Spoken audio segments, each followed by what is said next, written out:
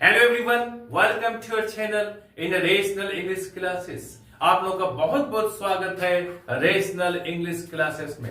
प्यारे बच्चों, आज हम लोग पढ़ेंगे टाइम एंड टेंस के बारे में। इसके पहले हम लोग टाइम एंड टेंस का पार्ट 1 में पढ़ चुके हैं कि टाइम एंड टेंस किसे कहते हैं, इसका कैसे प्रयोग किया जाता है, इसके बारे में हम लोग विस्तृत रूप से चर्चा कर चुके हैं। टाइम एंड टेंस को जानने के पहले टेंस की जानकारी बहुत जरूरी है। कोई भी विद्यार्थी या कोई भी व्यक्ति अंग्रेजी सीखना चाहते हैं, बोलना चाहते हैं, लिखना चाहते हैं या कोई भी कॉम्पिटिटिव एग्जामिनेशन का तैयारी कर रहे हैं तो उन लोगों के लिए वीडियो बहुत आवश्यक है, बहुत जरूरी है। वीडियो को अंत तक देखें। चले हम लोग शुरू करते हैं। कुछ पॉइंट्स को हम लोग पढ़ चुके हैं, आज हम लोग कुछ पॉइंट्स को पढ़ेंगे। चले शुरू करते हैं हम लोग। Time and tense.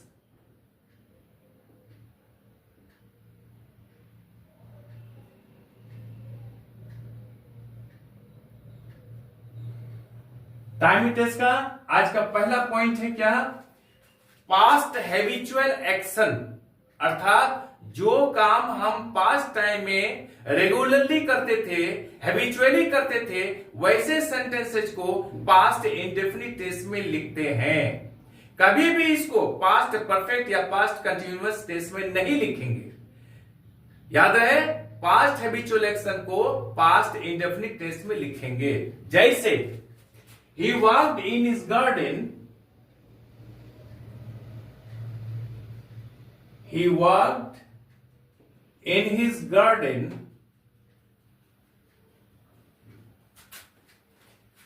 every morning।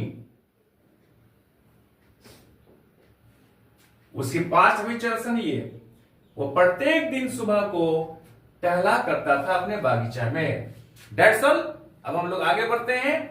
दूसरा पॉइंट है, दूसरा कंसेप्ट है क्या? जिस सेंटेंस में this, that, it is the first, it is the second, it is the third, it is the fourth, it is the finest, it is the best, it is the worst, it is the most interesting इत्यादि शब्द हो तो वैसे sentences को हम लोग present perfect tense में लिखेंगे। जैसे it is the first time that I have heard, H-E-A-R-D, here का यहां पर verb 3 heard, I have heard her song। ये पहला समय है कि मैं उसके गीत को सुना हूं। I have heard her song, मैं उसका गीत को सुना हूं। That's all. अब हम लोग नंबर 3 में पढ़ेंगे। हम लोग जो काम हम नित्य या स्वभावतः करते हैं उसे हम प्रेजेंट इंडेफिनिट टेंस में लिखेंगे। अर्थात जो काम हम रेगुलरली या हैबिचुअली करते हैं उसे हम प्रेजेंट इंडेफिनिट टेंस में लिखेंगे। ऐसे सेंटेंसेस में पढ़ाया always, every day, every week, every month, every year, daily, frequently इत्यादि शब्दों का प्रयोग होता है। जैसे she goes to college daily, वो प्रत्येक दिन कॉलेज जाती है। ये वो रेगुलरली जाती है तो ऐसे सेंटेंस को हम लोग क्या करेंगे? प्रेजेंट इंडेफिनिट टेंस में लिखेंगे। नंबर 4 में हम लोग क्या पढ़ेंगे? जिस सेंटेंस के शुरू में हियर या देयर का प्रयोग हो, हियर H-E-R-E, हियर, या फिर देयर T-H-E-R-E, देयर। इस पॉइंट को बहुत ध्यान से सुनिएगा। हियर या देयर का प्रयोग हो तो वैसे सेंटेंसेस को हम एक्सक्लेमेटरी सेंटेंस में लिखेंगे। एक्सक्लेमेटरी सेंटेंस के अंत में साइन ऑफ एक्सक्लेमेशन का प्रयोग करेंगे और सेंटेंस को लिखेंगे हम प्रेजेंट इंडेफिनिट टेंस में, लेकिन अर्थ देगा ये प्रेजेंट कंटिन्यूअस टेंस का। जैसे हियर ही कम्स, अंत में साइन ऑफ एक्सक्लेमेशन का प्रयोग करते हैं, ये एक्सक्लेमेटरी सेंटेंस बन गया। That's all. और लिखते हैं हम प्रेजेंट इंडेफिनिट में, और अर्थ देता है क्या, प्रेजेंट कंटिन्यूअस टेंस का, जैसे हियर ही कम्स, देखिए वो आ रहा है। दूसरा हम लिखते हैं क्या, there comes the bus, there comes the bus. इसका अर्थ क्या होता है, ये साइन एक्सक्लेमेशन दिए हुए हम लोग, अर्थात ये एक्सक्लेमेटरी सेंटेंस में लिखा गया है। इसका अर्थ होता है, मान लिया हम लोग बस का इंतजार कर रहे हैं बहुत देर से, और बस नहीं आ रही है, तो क्या करें, अचानक एक बस आई, तो हम लोग अचानक क्या बोलते हैं कि देखो देखो बस आ रही है। तो वैसे सेंटेंस को हम लोग एक्सक्लेमेटरी सेंटेंस कहेंगे।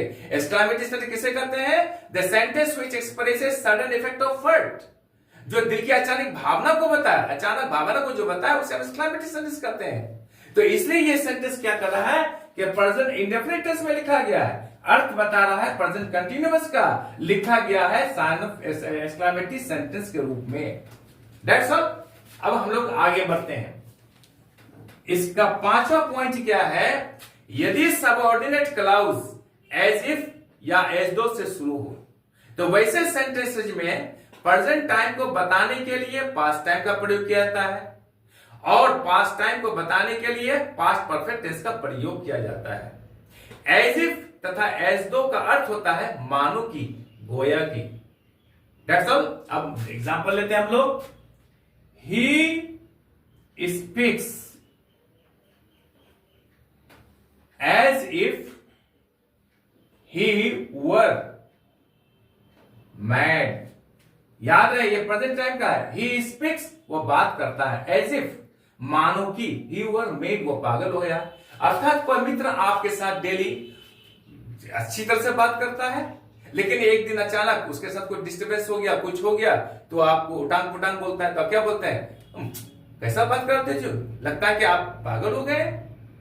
तो वैसे सेंटेंसेस को हम लोग क्या करेंगे, प्रेजेंट टाइम का सेंटेंस को बताने के लिए पास्ट टेंस का प्रयोग करेंगे। ही स्पीक्स, वो बात करता है, एज इफ मानो कि ही वर मेड, मानो कि वो पागल हो गया। दूसरा सेंटेंस पास्ट टाइम को बताने के लिए पास्ट परफेक्ट टेंस का प्रयोग करेंगे, जैसे ही लव्ड मी, वो मुझे प्यार करता था। एज दो एज इफ का क्या अर्थ होता है, गोया कि, मानो कि। ही लव्ड मी, वो मुझे प्यार करता था। एज दो, मानो कि I had been his son, मानो कि मैं उनका बेटा था। That's all.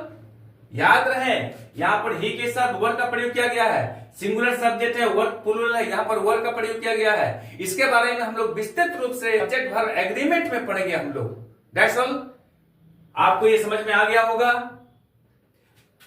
आज हम लोग यहीं तक रखते हैं। आई एम श्योर कि वीडियो आपको अच्छी लगी होगी। आप चैनल को लाइक और सब्सक्राइब कर दें, और बगल वाले बेल आइकन को दबा दें, जिससे कि हर आने वाला वीडियोस का नोटिफिकेशन आपको मिलता रहे। आप लोग स्वस्थ रहे, पढ़ते रहे, आगे बढ़ते रहे। बाय।